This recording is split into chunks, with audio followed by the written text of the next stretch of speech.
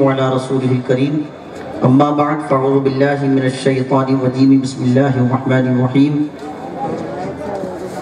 وعلمك ما لم تكن تعلم وكان فضل الله عليك عظيما آمنت بالله صدق الله مولانا العظيم وبلغنا رسوله النبي الأمين الكريم ونحن على ذلك لمن الشاهدين والشاكرين والحمد لله رب العالمين بگردابی بلا افتاد کشتی ضعیفہ دل شکستہ رات و پشتی بحق خواجہ عثمان ہارون مدد کن یا معین الدین چشتی یا رسول اللہ انظر حالنا یا حبیب اللہ اسما قالنا اننا فی بحر غم مغرق خود یدنا سہل لنا اشکالنا۔ بارگاہ مصطفیٰ میں عقیدت و محبت کے ساتھ سبھی حضرات مل کر کے درود شریف کا نذرانہ بانداز غلامانہ پیش کرنے کی سعادت حاصل کیجئے اور بلند آواز سے پڑھیے اللہم صلی علی سیدنا و مولانا محمد وعلی آل سیدنا و مولانا محمد وبارک وسلم وصلو علی صلاة و سلام علیک یا سیدی یا رسول اللہ صلاة و سلام علیک یا سیدی یا نبی اللہ صلاة و سلام علیک یا سیدی یا حبیب اللہ۔ ابھی صرف 12:10 ہوئے ہیں اور آپ حضرات بڑی تیزی سے رخصت ہو گئے۔ دعا کے بعد صلاۃ و سلام کے بعد جانا چاہیے تھا آپ کو، اس لیے کہ دعا جو ہے وہ عبادت کا مغز ہے اور آخر میں بندہ جتنی بھی ڈیوٹی کرتا ہے اس دعا کے ذریعے اس کو اس کی اجرت ملتی ہے۔ دوسری چیز یہ ہے کہ یوں تو عموماً اس اسٹیج سے پروگرام ہوتے ہی رہتے ہیں، آج کا پروگرام خصوصی تھا اور وہ خصوصی اس لیے تھا کہ آج سبحان اللہ آپ کے اس محلے سے اور آپ کے اس اپنے ادارے سے وہ قہرنامہ انجام دیا گیا کہ جس کا ہم برسوں سے خواب دیکھ رہے تھے کہ اللہ کا شکر ہے آج بچیاں قاریہ بنی ہیں، تو مجھے امید ہے انشاءاللہ کہ جلد ہی بچیاں عالمہ بھی بنیں گی۔ اور میں برسوں سے آپ کو یہی پیغام دے رہا ہوں کہ اتنی شاندار عمارت آپ کے پاس ہے، ساری فیسلٹیز آپ کے پاس ہیں، ساری سویدھائیں آپ کے پاس ہیں، اللہ نے ہر اعتبار سے آپ کو نوازا ہے۔ اب اگر بس کمی تھی تو اس بات کی کمی تھی کہ ہم عمارت تو بنا لی ہم نے مگر عمارت نہیں پڑھاتی، پڑھاتا ہے استاذ۔ مینجمنٹ اس طرح ہونا چاہیے کہ اس شاندار عمارت سے ایک علمی پیغام جائے اور جو بچے بچیاں ہماری ہی قوم کی ہیں اور جو ابھی علم سے دور ہیں ہم انہیں کوشش کر کے مدرسے کی دہلیز تک لائیں اور استاذ کے سامنے زانو ادب طے کروا دیں تاکہ کل ہم دنیا کو بتا سکیں کہ الحمدللہ کہ ہم صرف عمارت بنانا ہی نہیں جانتے بلکہ تعلیم کروانا بھی جانتے ہیں۔ تو یہ چند باتیں مجھے آپ کو کہنی ہیں، آپ اگر چاہیں تو 10 منٹ میں بولوں ورنہ سلام پڑھنے بتائیے، کیا اجازت ہے؟ میں خود بڑی مشکل کنڈیشن میں آیا ہوں، کوئی صورت آنے کی نہیں تھی، مسلسل 1.5 مہینے سے نان اسٹاپ تاریخیں دے رکھی تھی اور آگے بھی ہیں، ابھی پہنچا یہاں 9:30-10 بجے اور کل کو نکلنا ہے، تو 10 منٹ میں آپ ہی کی تاریخ آپ کو بتا دوں بڑی تیزی کے ساتھ۔ اس شعر سے گفتگو کا آغاز کرتا ہوں۔ کسی کہنے والے نے کہا تھا کہ شکست سطوت اصنام کی ضرورت ہے، شکست سطوت اصنام کی ضرورت ہے، ہر ایک دور کو اسلام کی ضرورت ہے۔ شکست سطوت اصنام کی ضرورت ہے، ہر ایک دور کو اسلام کی ضرورت ہے، اور جہاں جہاں پہ بھی انسانیت ہے خطرے میں، جہاں جہاں پہ بھی انسانیت ہے خطرے میں، وہاں وہاں تیرے پیغام کی ضرورت ہے، وہاں وہاں تیرے پیغام کی ضرورت ہے۔ اور جنہیں بتانے سیاست کا پیار لے ڈوبا، جنہیں بتانے سیاست کا پیار لے ڈوبا، اب ان لبوں کو تیرے نام کی ضرورت ہے۔ ابھی مفتی شیخ محمد صاحب قبلہ نے بڑا عمدہ خطاب فرمایا اور اس خطاب کا لب لباب یہ تھا کہ ہر چیز فنا ہو جائے گی، ہر انسان دنیا سے چلا جائے گا، مگر علم وہ شے ہے جو دنیا سے جانے کے بعد بھی بالخصوص قرآن و حدیث کا علم قبر میں بھی کام آئے گا، محشر میں بھی کام آئے گا، پل صراط کی منزل پر بھی کام آئے گا، میزان عمل کے امتحان میں بھی کام آئے گا اور حوض کوثر کے مقام پر بھی کام آئے گا۔ اسی لیے مولا کائنات بہت پہلے ارشاد فرما کے دنیا سے رخصت ہوئے اور کہتے ہیں ردینا قسمت الجبار فینا لنا علم وللجہال مال۔ حضور مولا علی ارشاد فرماتے ہیں کہ ہم اللہ کی اس تقسیم پر راضی ہیں کہ اس نے جاہلوں کو دولت دی اور ہم کو علم عطا فرمایا۔ کیوں کہتے ہیں؟ اس لیے کہ دولت دنیا کی عنقریب ختم ہو جائے گی مگر علم انسان کے ساتھ جائے گا۔ حضرت علی فرماتے ہیں دولت کی حفاظت انسان کرتا ہے اور انسان کی حفاظت علم کرتا ہے۔ دیکھیں علم اگر نہ ہو تو انسان وحشی بن جائے، درندہ بن جائے، غیر متبدل ہو جائے۔ علم اسے سیولائزیشن دیتا ہے، علم اسے تہذیب دیتا ہے، علم اسے تمدن دیتا ہے، علم اس کے زندگی کے آنے کے مقصد کو بتاتا ہے۔ علم ہی کے ذریعے انسان معرفت الہی حاصل کرتا ہے، علم ہی کے ذریعے وہ سمندر کی تہوں میں اترتا ہے، علم ہی کے ذریعے وہ خلاؤں میں پرواز کرتا ہے، علم ہی کے ذریعے وہ معرفت الہی حاصل کرتا ہے، علم ہی کی بنیاد پر وہ ملکوں پر حکومت کرتا ہے، علم ہی کی بنیاد پر وہ فاتح زمانہ بھی ہوتا ہے اور فاتح قلوب بھی ہوتا ہے۔ علم اگر نہ ہو تو امام غزالی فرماتے ہیں کہ میں اسے انسان ماننے کو تیار نہیں ہوں۔ اور جب مفتی صاحب نے علم کی بات کی، اس سے مراد علم نافع یعنی قرآن و حدیث کا علم ہے۔ بے شک دنیا کا علم دنیا میں کام آئے گا، اس کو بھی ضرور حاصل کرنا ہے، مگر قرآن و حدیث کا علم وہ ہے جس کے بارے میں سرکار ہمیشہ خود دعا کرتے تھے اور قرآن کے اندر اس دعا کا حکم دیا گیا وَقُلْ رَبِّ زِدْنِي عِلْمًا۔ اللہ نے خود ارشاد فرمایا اے میرے حبیب مجھ سے آپ یوں عرض کیا کرو کہ اے اللہ میرے علم کو بڑھا دے، اے اللہ میرے علم کو بڑھا دے۔ اب یہاں سے پتہ یہ بھی چل گیا کہ بعض مرتبہ ہم 4 کتابیں پڑھ کے ہی دماغ خراب کر لیتے ہیں، بعض مرتبہ علم سے عقل آ جاتی ہے، بعض مرتبہ علم حاصل کر کے ہم تکبر کا شکار ہو جاتے ہیں، بعض مرتبہ ہم گھمنڈ کرنے لگتے ہیں۔ جملہ غور سے سنیے کہ علم اور تکبر کبھی ایک سینے میں جمع نہیں ہو سکتا ہے، اور اگر علم اور تکبر ایک سینے میں جمع ہو جائے تو پھر وہ انسان نہیں بلکہ شیطان بنتا ہوا نظر آتا ہے۔ چونکہ علم انسان کو جھکنا سکھاتا ہے، علم انسان کو عاجزی سکھاتا ہے، علم انسان کو محبت سکھاتا ہے، علم دوسروں کی قدر کرنا سکھاتا ہے، علم بڑوں کا ادب کرنا بتاتا ہے، علم چھوٹوں سے شفقت کرنا سکھاتا ہے۔ جملہ غور سے سنیے، علم والا بس دنیا ہی پر فاتح نہیں ہوتا بلکہ علم کی شان یہ ہے کہ علم کی بنیاد پر حضرت آدم نے فرشتوں سے بازی ماری تھی۔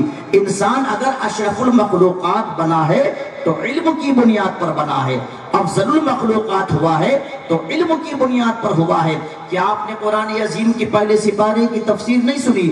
اللہ پاک نے فرشتوں کو ایک جانب کھڑا کیا، جناب آدم کو ایک جانب کھڑا کیا، مگر اس سے پہلے اللہ نے جناب آدم علیہ السلام کو پیدا کرنے سے پہلے، ان کی تخلیق سے پہلے اللہ نے فرشتوں سے مشورہ کیا۔ وَإِذْ قَالَ رَبُّكَ لِلْمَلَائِكَةِ إِنِّي جَاعِلٌ فِي الْأَرْضِ خَلِيفَةً، اے میں زمین میں اپنا خلیفہ بھیجنا چاہتا ہوں، اپنا نائب بنانا چاہتا ہوں۔ جب فرشتوں نے اللہ کے اس ارادے کو سنا، پروردگار کے اس حکم کو سنا، تو فرشتوں نے کہا مولا اگر تو عبادت کرنے کے لیے کسی مخلوق کو پیدا کرنا چاہتا ہے تو عبادت کے لیے ہم کافی ہیں۔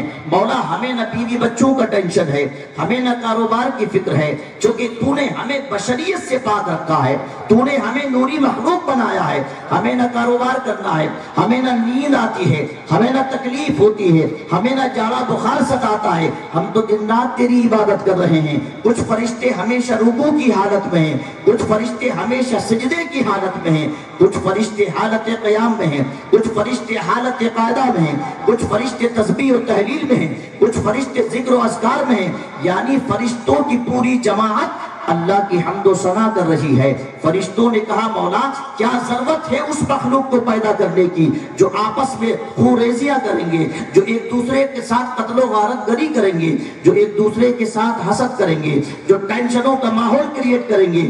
اللہ پاک نے ارشاد فرمایا جو میں جانتا ہوں وہ تم نہیں جانتے. فرشتے خاموش ہو گئے مگر فرشتے ابھی مطمئن نہیں تھے, اندر سے ان کو سیٹسفیکشن نہیں مل رہا تھا. اللہ پاک نے ایک جانب اب فرشتوں کو کھڑا کر دیا, دوسری جانب حضرت آدم کو کھڑا کر دیا. اب غور سے میری جملے سنیے گا.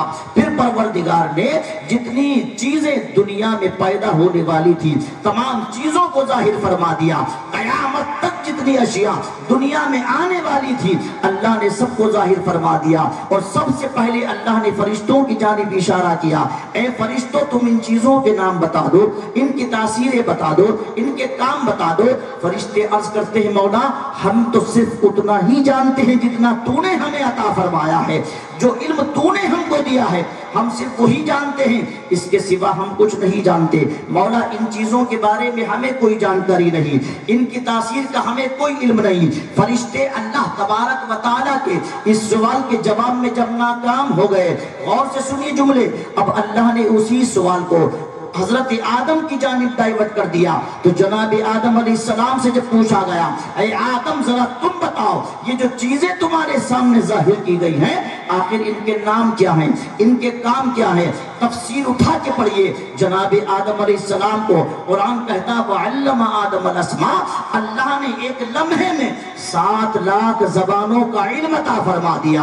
اور جب اللہ نے حضرت آدم کی جانب اس سوال کو ڈائیورٹ کرا تو تفسیر میں آتا ہے کہ اللہ کے پیارے پیغمبر جناب آدم علیہ السلام نے جتنی چیزیں قیامت تک پیدا ہونے والی تھی ان سب کے نام بھی بتا دیے, ان سب کے کام بھی بتا دیے, ان کی تاثیریں بھی بتا دی. اب جب فرشتوں نے دیکھا کہ ہم جس امتحان میں فیل ہو گئے تھے آدم اس امتحان میں کامیاب ہو گئے. جہاں ہمارا علم جواب دے گیا تھا آدم کا علم وہاں سے شروع ہوا ہے. جب فرشتوں نے دیکھا ہم جس انسان کی مخالفت کر رہے تھے یہ انسان تو بڑے کام کا ہے, یہ انسان تو بڑے غضب کا ہے, یہ انسان تو بڑا باکمال ہے. اب اللہ نے ارشاد فرمایا اے فرشتوں اگر تم آدم کے علم کا جواب نہیں لا سکتے, آدم کی معلومات کا جواب نہیں لا سکتے, آدم کی اسٹڈی کا جواب نہیں لا سکتے, آدم کے مطالعے کا جواب نہیں لا سکتے, آدم کی خوبیوں کا جواب نہیں لا سکتے, جب تمہارا علم آدم کے علم کے مقابلے میں جواب دے گیا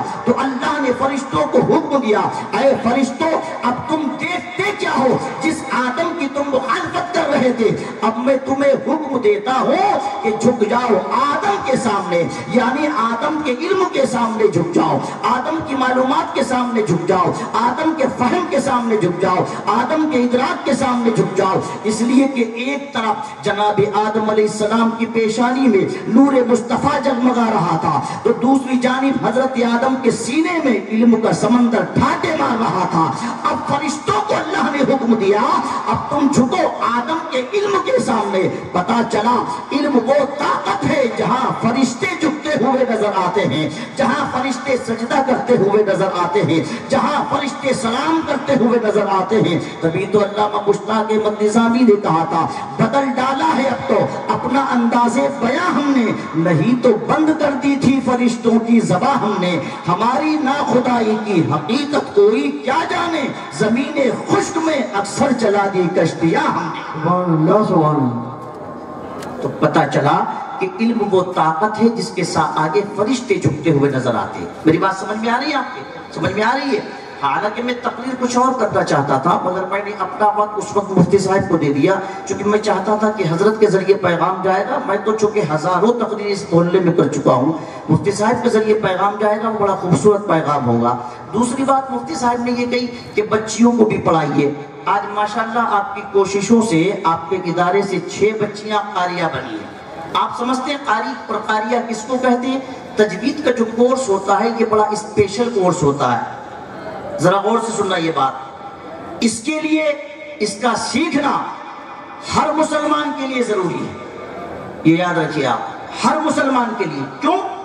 اس کی وجہ ہے جتنا قرآن نماز میں پڑھا جاتا ہے اتنا قرآن ہر عام آدمی کے لیے بھی تجوید کی رعایت سے پڑھنا فرض عین ہے.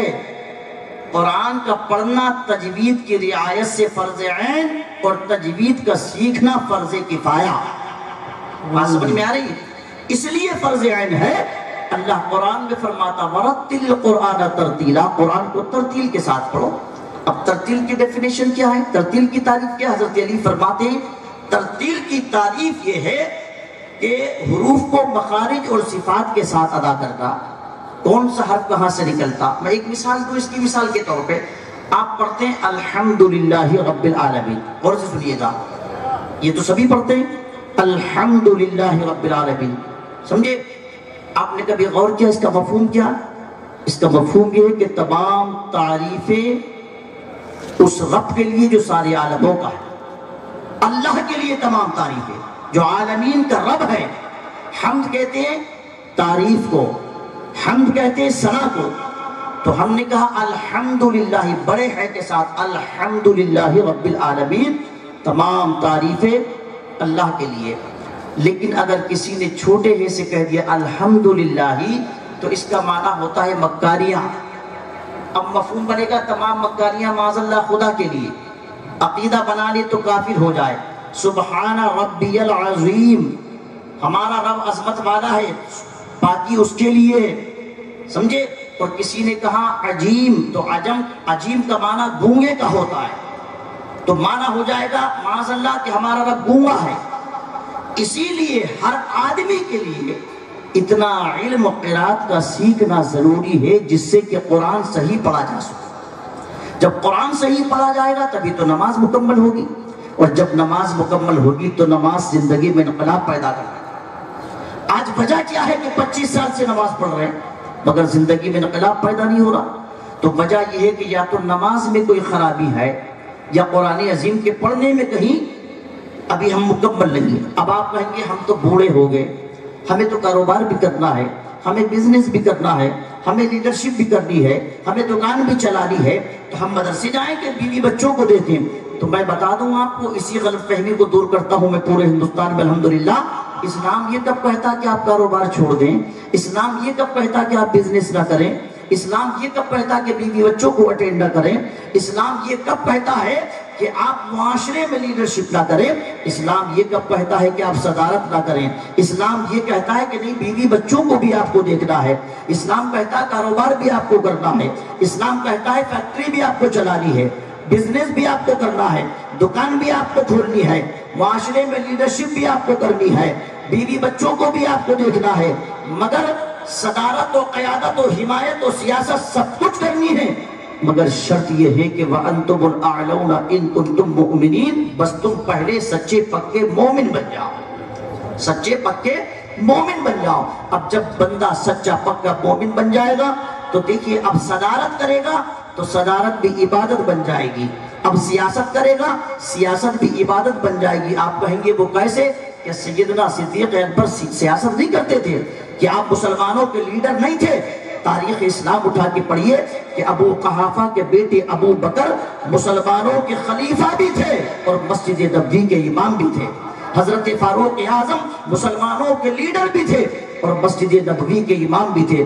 عثمان غنی مسلمانوں کے بادشاہ بھی تھے اور مسجد نبوی کے امام بھی تھے۔ حضرت مولا کائنات مسلمانوں کے لیڈر بھی تھے اور کوفے کی جامع مسجد کے امام بھی تھے۔ پتا چلا کہ جو مصلی امامت پہ کھڑا اترے گا وہی تو قوم کی خدمت اچھی کر پائے گا، جو پہلے سچا پکا مومن بن جائے گا۔ اب کاروبار کرنا بھی اس کا عبادت ہو جائے گا، بزنس کرنا بھی عبادت ہو جائے گا، دکان پر بیٹھنا بھی عبادت ہو جائے گا۔ اس لیے کہ اللہ کے نبی ارشاد فرماتے ہیں الدنیا سجن للمومن وجنت للکافر، دنیا مومن کے لیے قید خانہ ہے اور کافر کے لیے جنت ہے۔ کیا مطلب؟ قید خانے میں تکلیفیں ہوتی ہیں، قید خانے میں پریشانیاں ہوتی ہیں، مگر سنیں آپ نے قیدی کی زندگی دیکھی ہوگی بہت قریب سے۔ جب کوئی بندہ قید خانے میں جاتا ہے اس کا اپنا لباس اتر جاتا ہے، قید خانے کا لباس پہنا دیا جاتا ہے، ایک ٹائٹل قید خانے سے ملتا ہے، ایک اصل میں زندگی کا دائرہ عمل قید خانے کی چہار دیواری کے اندر ہوتا ہے۔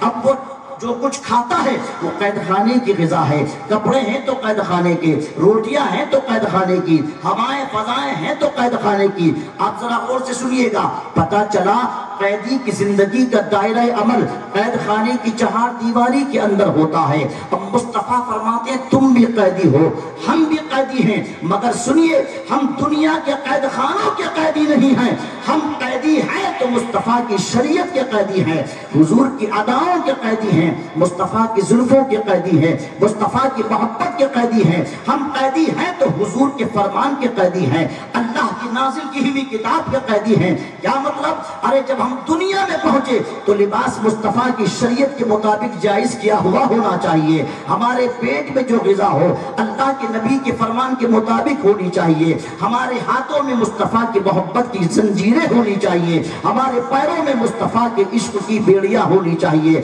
ہماری زندگی کا دائرہ عمل قید خانے کی چہار دیواری کے اندر جو ہوتا ہے وہ شریعت مصطفیٰ کے مطابق ہونا چاہیے۔ اور جب ایسا ہوگا تو پھر عالم یہ ہوگا کہ مسلمان چلے گا تب بھی عبادت ہوگی، مسلمان بیٹھے گا تب بھی عبادت ہوگی، مسلمان سوئے گا تب بھی عبادت ہوگی، مسلمان روئے گا تب بھی عبادت ہوگی، مسلمان مسکرائے گا جب بھی عبادت ہوگی۔ دو مسلمان آپس میں مسکرانے لگے، سلام کر لیں اور دونوں ہاتھوں سے مصافحہ کر لیں، اللہ کے نبی کی حدیث ہے ہاتھ جدا ہونے سے پہلے خدا دونوں کی مغفرت فرما دیتا ہے۔ اب اندازہ آپ لگائیے جس قوم کے مسکرانے کا یہ عالم ہے اس قوم کے سر جھکانے کا عالم کیا ہوگا، اس قوم کی شفقتوں کا عالم کیا ہوگا، اس قوم کی محبتوں کا عالم کیا ہوگا۔ تو اسلام بڑا خوبصورت مذہب ہے، اسلام پیار کا مذہب ہے، اسلام بھائی چارے کا مذہب ہے، اسلام محبتوں کا مذہب ہے، مگر اسلام یہ کہتا ہے کہ جب تم آنکھیں کھولو،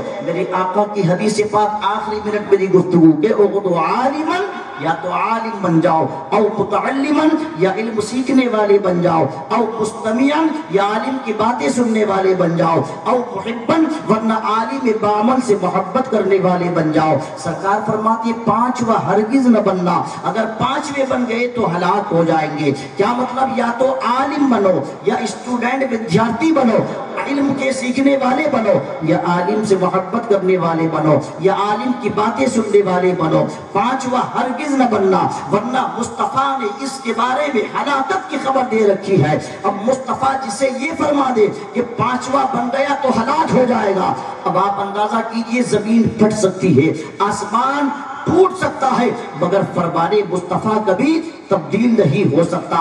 آقا فرماتے ہیں پانچواں کبھی نہ بننا ورنہ ہلاک ہو جاؤ گے۔ اور بچے جو بچیاں جو مدرسوں میں تعلیم حاصل کرتی ہے، جو علم حاصل کرتی ہے، سبحان اللہ، جب یہ گھر سے نکلتے ہیں علم حاصل کرنے کے لیے، نبی کی حدیث اللہ کے نبی ارشاد فرماتے ہیں ارے دنیا کا کوئی منسٹر اور لیڈر آتا ہے، آپ قدموں کے نیچے پھول بچھاتے ہو، مگر جب مدرسے کا طالب علم آتا ہے یا مدرسے میں علم حاصل کرنے والی بچی جب گھر سے مدرسے کی جانب چلتی ہے تو کوئی دنیا دار نہیں بلکہ فرشتے اپنے پروں کو بچھا دیا کرتے ہیں۔ سبحان اللہ سبحان اللہ۔ اپنے پر فرشتے اس طالب علم کے قدموں کے نیچے بچھا دیا کرتے ہیں۔ حضرات علم حاصل کیجئے اور علم دین حاصل کیجئے، علم دنیا بھی حاصل کیجئے۔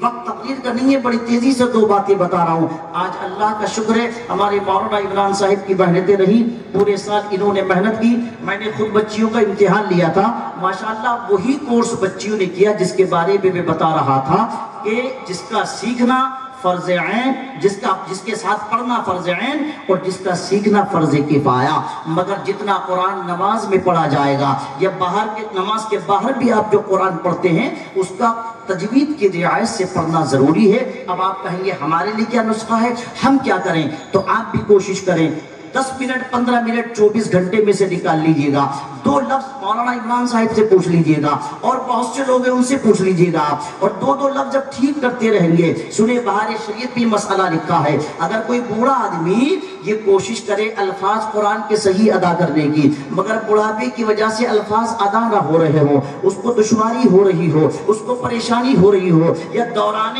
طالب علمی کے دوران سیکھنے کے اگر اس کو تکلیف ہو رہی ہو تو سنیے، ایسا نہیں کہ نماز نہیں ہوگی بلکہ نماز ہوگی، بلکہ اللہ تبارک و تعالیٰ اس کو ڈبل ثواب عطا فرماتا ہے۔ کیوں؟ اس لیے ایک تو ثواب پڑھنے پر ملتا ہے اور دوسرا اس کی ادائیگی پر جو اسے مشقت کرنی پڑتی ہے، جو تکلیف اٹھانی پڑتی ہے، اللہ اس بندے کو اس پر 2 گنا ثواب عطا فرماتا ہے۔ تو سیکھتے رہیے گا، آپ بھی سیکھیے گا اور بچوں کو مدرسے بھیجیے گا، بچیوں کو مدرسے بھیجیے گا، اس لیے کہ بڑا سنہرا موقع ہے۔ آج بچیاں قاریہ بنی ہیں، انشاءاللہ العزیز مجھے امید ہے آنے والے وقت میں یہی بچیاں عالمہ بھی بنے گی، اور جب بچیاں عالمہ بن جائیں گی سرکار فرماتے علم حاصل کرو ماں کی گود سے لے کر قبر کی آغوش تک، ماں کی گود سے لے کر قبر کی آغوش تک۔ کیا مطلب؟ ماں جب پڑھی لکھی ہوگی، ماں جب عالمہ ہوگی۔ آج لوگ کہتے ہیں اسلام عورتوں کی تعلیم کے خلاف ہے، اسلام عورتوں کی تعلیم کے خلاف نہ کل تھا، نہ آج ہے اور نہ کل رہے گا، اس لیے کہ جب دنیا کی تمام عورتیں جہالت کے اندھیروں میں گم تھی، ذرا تاریخ اسلام اٹھا کے تو پڑھیے، اس وقت بھی اسلام کی ایک شہزادی جسے دنیا ام المومنین سیدتنا حضرت عائشہ صدیقہ کہتی ہے، جو میرے مصطفیٰ کی زوجہ ہیں، جو ہم سب کی ماں ہیں۔ آپ کو معلوم ہے 1400 برس پہلے جب انسان کو زمین پر بیٹھنے کا سلیقہ نہیں تھا، جب انسان کو چلنے کا شعور نہیں تھا، اس وقت حضرت عائشہ صدیقہ جج کے فریضے انجام دے رہی تھی اور مسند افتاء پر فائز ہو گئی تھی۔ بڑے بڑے صحابہ کرام ان کے سامنے زانو ادب طے کرتے تھے، ان سے مسائل پوچھتے تھے۔ حضرت ام سلمہ بہت بڑی عالمہ تھی اور حضرت فاروق اعظم جیسا شخص حضرت ام سلمہ کی بارگاہ میں خواب کی تعبیر پوچھنے آیا کرتا تھا۔ اب اندازہ کیجئے اسپیشل یہ علم اللہ نے ان کو عطا فرمایا تھا۔ حضرت عائشہ اس وقت بہت بڑی عالمہ تھی، دین کا 1/4 حصہ انہی سے روایت کیا گیا، 2200 سے زیادہ حدیثیں حضرت عائشہ صدیقہ سے روایت کی گئی ہیں۔ تو جب 1400 برس پہلے مصطفیٰ کی آغوش محبت میں رہنے والی عائشہ صدیقہ مسند افتاء پر فائز ہو کر جج کے فریضے انجام دے سکتی ہے، تو آج بھی اسی عائشہ صدیقہ کی کنیزائیں اگر کوشش کرے تو انشاءاللہ وہ حافظہ بھی بن سکتی ہے، وہ قاریہ بھی بن سکتی ہے، وہ عالمہ بھی بن سکتی ہے۔ سبحان اللہ، سبحان اللہ، نعرہ تکبیر، نعرہ رسالت۔ مگر شرط یہ ہے کہ بیدار آپ کو ہونا ہے، اس لیے کہ ماں باپ اولاد کے لیے نمونہ ہے، امام قوم کے لیے مقتدی کے لیے نمونہ ہے، مرید پیر اپنے مرید کے لیے نمونہ ہے۔ تو بڑی تیزی کے ساتھ آپ اس طرف توجہ کیجئے گا۔ اور ایک بات میں اور کہوں جاتے جاتے، مجھے پتہ نہیں کل ملاقات ہونا ہو، جو سلسلہ یہ شروع کیا ہے علم کی روشنی کا، جو یہ چراغ روشن کیا گیا ہے، اس کی لو کو مدھم مت ہونے دیجیے گا بلکہ اور تیز کیجیے گا۔ دیکھیے جو پہلے صدارت کر گئے وہ بھی سب ہمارے سر کے تاج ہیں، جو اس وقت ہیں وہ بھی ہیں، جو آنے والے وہ بھی ہیں۔ بس اس بات کو یاد رکھیے گا، دنیا کے لیول پر آپ نپٹاؤ جو آپ کو بہتر لگے، آپ ہم سے زیادہ بہتر سمجھتے ہیں، مگر جب دین کی بات آئے، جب مسجد مدرسوں کی بات آئے تو آپ کو گائیڈنس کی ضرورت ہے، آپ کو رہنمائی کی ضرورت ہے۔ جو چراغ آج اس مدرسے سے علم دین کا روشن ہوا ہے، میں آنے والے لوگوں سے ان سے کہ جو مسند صدارت پر فائز ہوں گے، یہ گزارش کرتا ہوں کہ اس چراغ کو بجھنے مت دیجیے گا بلکہ اور ایسے بہت سے چراغ روشن کر دیجیے، اس لیے کہ آپ کے پاس کسی چیز کی کمی نہیں ہے۔ اللہ نے آپ کو بہت نوازا ہے، دولت بھی آپ کے پاس ہے، طاقت بھی آپ کے پاس ہے، پیسہ بھی آپ کے پاس ہے، عمارت بھی آپ کے پاس ہے، سیاست بھی آپ کے پاس ہے، قیادت بھی آپ کے پاس ہے۔ یہ تمام خوبیاں اللہ نے جو آپ کو دی ہیں، سب سے پہلے ان خوبیوں کا استعمال اگر کرنا ہے تو علم دین کے راستے میں کرنا ہے،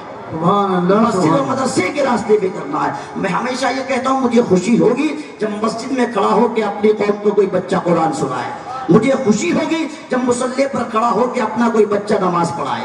بولیے ہے یا نہیں ہے؟ تو یہ کوئی مشکل کام نہیں ہے، کوئی مشکل کام نہیں ہے، بس آپ کوشش کریں۔ اور الحمدللہ ابھی مفتی صاحب نے جو اشارہ کیا ہے وہ تمام اشارے آپ کی نوٹس میں ہیں، آپ اس کو یاد رکھیے گا، اور جو میں محبتوں کے ساتھ یہ پیغام دے رہا ہوں اس کو بھی یاد رکھیے گا، اور اس ادارے کو اور ترقی کی راہ پر گامزن کرانا ہے۔ اور جہاں جہاں ہماری خدمت کی ضرورت پیش آئے گی، میں آدھی رات ہندوستان میں کہیں بھی ہوتا ہوں تو دوڑ کر کے یہاں چلا آتا ہوں، اس لیے کہ میرا آپ کا ایک فیملی کا رشتہ ہے، اور یہ رشتہ انشاءاللہ جب تک میری جان میں جان ہے میں نبھا رہا ہوں اور نبھاتا رہوں گا، آپ بھی نبھا رہے ہیں۔ مگر میں جب خوش ہوتا ہوں جب کام ہوتا ہے، الحمدللہ آپ کی دعاؤں سے اپنے مدرسے کا بھی ابھی 4-5 روز پہلے جلسہ ہوا، اور الحمدللہ کئی بچے عالم دین بن کے فارغ ہوئے، اللہ کا شکر ہے۔ تو میں یہ چاہتا ہوں کہ یہ کام اتنی بڑی عمارت آپ کے پاس ہے، انشاءاللہ بڑی آسانی سے ہو سکتا ہے۔ آپ اپنی قوم کے کام میں بھی لیجیے گا، شادی بیاہ بھی کیجیے گا، دوسرے رسم و رواج بھی آپ یہاں پر کیجیے گا جائز طریقے سے، مگر اصل چیز ہے علم۔ اور علم سب سے پہلے، ابھی کیا کہا مفتی صاحب نے کہ وہ دور والے درخت تو ہرے بھرے تھے، جو دریا کے کنارے تھے وہی سوکھے رہ گئے، چراغ تلے اندھیرا رہ جاتا ہے۔ آپ کو اور بیدار ہونے کی ضرورت ہے۔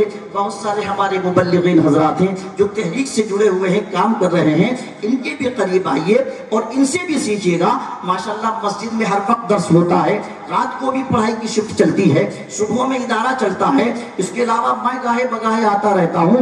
آپ بلا تکلف تشریف لائیں اور اپنے بچوں کے لیے میں آپ سے کہہ رہا ہوں، ہندوستان کے جس ادارے میں کہو گے انشاءاللہ میں وہی اس کا ایڈمیشن کرا دوں گا انشاءاللہ، جہاں آپ کہیں گے انشاءاللہ۔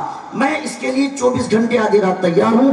آپ بس یہ ہے کہ بیدار ہو جائیں اور آدھی روٹی کھا لو، سمجھے، روٹی سوکھی کھا لو، مگر علم حاصل کر لیجیے۔ علم کے بغیر آدمی کبھی کامیاب نہیں ہو سکتا ہے۔ اور جو سینے میں قرآن کا علم لے کر کے جائے گا تو وہ قبر میں بھی کام آئے گا، بھی آپ نے سنا، محشر میں بھی کام آئے گا۔ اور دیکھیے جب بچہ حافظ قرآن، قاری قرآن، عالم قرآن ہوگا، یا کم از کم اتنا علم ہوگا کہ وہ پہچان لے کہ میں دنیا میں کیوں آیا ہوں، تو جب موت کا وقت آئے گا، معاف کیجئے گا، بیرسٹر اپنی جگہ پر ہیں، ججز اپنی جگہ پر ہیں، سمجھے، وکیل اپنی جگہ پر ہے، لیکچرار اپنی جگہ پر ہے، مگر جب نزعہ کی تکلیف ہوتی ہے بندے کو، اس وقت سورہ یاسین سنانے کے لیے کوئی انجینئر نہیں آتا، بلکہ یہی حافظ قرآن آتا ہے، یہی قاری قرآن آتا ہے جو نزعہ کی مشکلوں سے آپ کو پار لگا سکتا ہے۔ اور یہی حافظ قرآن جب قبر پہ کھڑا ہو کے قرآن عظیم کی تلاوت کرتا ہے تو امام جلال الدین سیوطی فرماتے ہیں کہ ایک قبرستان میں پہنچا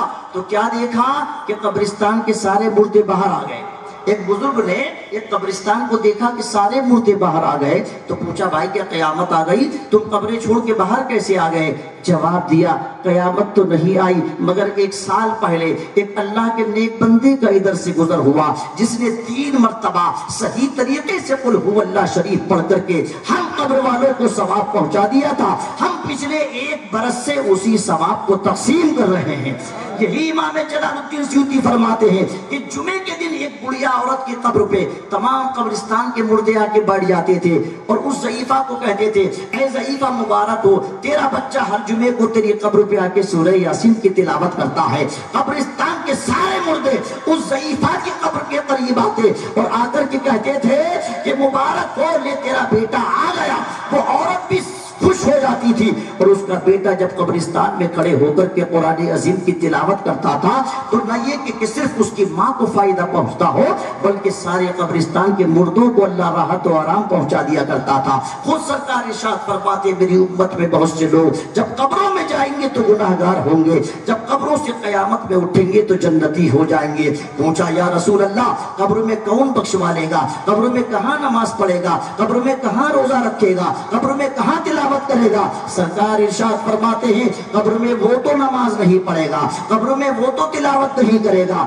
قبر میں وہ تو روزہ نہیں رکھے گا، قبر میں وہ تو زکات نہیں دے گا، مگر اس کے بچے جو پیچھے چھوڑ کے آیا ہے جب وہ اللہ کو رحمان اور رحیم کہہ کے پکاریں گے تو اللہ کے یہ شان نہیں ہے کہ جس کا بیٹا اس کو رحمان و رحیم کہے اور وہ اسے قبر میں عذاب دے۔ جب ان کی اولاد پیچھے ان کے لیے مغفرت کی دعا کرے گی اللہ قبر میں ان کی بخشش فرما دے۔ سبحان اللہ سبحان اللہ۔ تو آخرت اپنی بھی سنور جائے گی، اولاد کی بھی سنور جائے گی، پورا معاشرہ بدل جائے گا۔ پھر میں یہ جملہ کہہ رہا ہوں کہ بڑی تیزی کے ساتھ یہ آپ جو ہے تہیہ کر کے اٹھیے گا کہ انشاءاللہ بعد رمضان جب نیا سیشن شروع ہوگا اس نئے سیشن میں انشاءاللہ ہم اپنی بچیوں کو زیادہ سے زیادہ مدرسے بھیجیں گے اور وہ بچیاں علم دین حاصل کریں گی۔ اس سال 6 بچیاں فارغ ہوئی، میں امید کرتا ہوں انشاءاللہ آنے والے سال میں 10 سے زیادہ بچیاں فارغ ہوں انشاءاللہ العزیز۔ دوسری بات یہ کہ 15-20 روز کے بعد رمضان شریف آ رہا ہے، اس مہینے کا استقبال کیجئے، اس کی قدر کیجئے اور پہلے سے اپنے آپ کو تیار کر لیجئے گا کہ گرمی ہو یا لویں چلیں یا موسم کیسا بھی ہو، مصطفیٰ کا جو غلام ہوتا ہے وہ کبھی ماحول کو نہیں دیکھتا ہے، وہ مصطفیٰ کی بات کو دیکھتا ہے۔ اسے گرمی سے کوئی فرق نہیں پڑتا، اسے بھوک سے کوئی فرق نہیں پڑتا، اسے پیاس سے کوئی فرق نہیں پڑتا، اس لیے کہ روزہ خود جسم کو صحت بخشتا ہے۔ روزہ جو ہے وہ کمزور نہیں کرتا ہے بلکہ بیماریوں کو جسم سے خارج کر دیا کرتا ہے۔ روزے سے غریبوں سے محبت پیدا ہوتی ہے، روزے سے غریبوں سے الفت پیدا ہوتی ہے۔ روزہ بتاتا ہے بھوک کیا چیز ہے تو دوسروں کی بھوک کا اندازہ ہوتا ہے۔ تو رمضان شریف کی قدر کیجئے۔ اس سے پہلے شب برات آئے گی، چونکہ میں مسلسل باہر ہوں، تاریخیں میری سب باہر کی ہیں، میں یہی جملہ بول کے جا رہا ہوں۔ شب برات میں اللہ تبارک و تعالی سال بھر کا پورا بایو ڈاٹا فرشتوں کے سپرد فرما دیتا ہے۔ اس رات میں قرآن کہتا فیہا یفرق کل امر حکیم۔ اب 4-5-10-8 دن کے بعد شب برات ہے۔ اس رات میں اللہ تبارک و تعالی جتنی موتیں ہونی ہیں، جتنی زندگیاں آنی ہیں، وہ سب فرشتوں کے سپرد فرما دیتا ہے۔ جب ہمارا نامہ اعمال تیار ہو، جب بایو ڈاٹا لکھا جائے، اس وقت ہم توبہ کرنے والوں میں اللہ کے فرشتوں کے رجسٹر میں شمار کیے جائیں۔ اور اس کا طریقہ یہ ہے کہ شب برات کی رات میں، شب کہتے ہیں رات کو، برات کہتے ہیں رہائی کو، نجات پانے کو۔ کس سے نجات پانے کو؟ جہنم سے نجات پانے کو، دوزخ سے نجات پانے کو۔ اس رات میں ہم اپنے تمام گناہوں سے توبہ کر لیں، جو آپس میں اختلافات انتشارات ہوں ان سب کو دور کر دیں اور ایک اور نیک ہو جائیں، اور تمام آپس کے جھگڑے اور ٹینشن ختم کر کے اور متحد ہو کر کے اس رات میں ہم تمام چھوٹے بڑے گناہوں سے توبہ کر لیں، تاکہ اگر آئندہ سال میں ہماری موت واقع ہونے والی ہے تو سرکار نے فرمایا کہ میں رجب سے روزے شروع کرتا ہوں، رجب کو شعبان سے ملاتا ہوں، شعبان کو رمضان سے ملاتا ہوں۔ سرکار سے صحابہ نے پوچھا یا رسول اللہ آپ رجب شعبان رمضان کو کیوں ملا دیتے ہیں؟ سرکار نے فرمایا جب رمضان کی 15ویں تاریخ ہو یعنی شب برات ہو، اس وقت اللہ کے یہاں جب میرا بایو ڈاٹا لکھا جائے تو میں روزہ داروں میں شمار کیا جاؤں، جبکہ سرکار تو اللہ کے محبوب ہیں، معصوم عن الخطا ہے، مصطفیٰ انبیاء و مرسلین کے سردار ہیں، مگر اس کے باوجود طالب امت کے لیے سرکار ارشاد فرماتے ہیں۔ اور شب برات میں مصطفیٰ قبرستان تشریف لے جاتے تھے، قبر والوں کے لیے دعا کرتے تھے۔ ہمارے یہاں لڑکے نوجوان سب بائک اکٹھا کر کے بازاروں میں گھومتے رہتے ہیں، شور شرابہ کرتے رہتے ہیں۔ یہ رات گھومنے کی نہیں ہے بلکہ یہ رات قدر کرنے کی رات ہے۔ تو شب برات کی بھی قدر کیجئے، رمضان المبارک کی بھی قدر کیجئے۔ بڑی تیزی کے ساتھ میں نے چند باتیں بول دی، ان کو آپ یاد رکھیے گا۔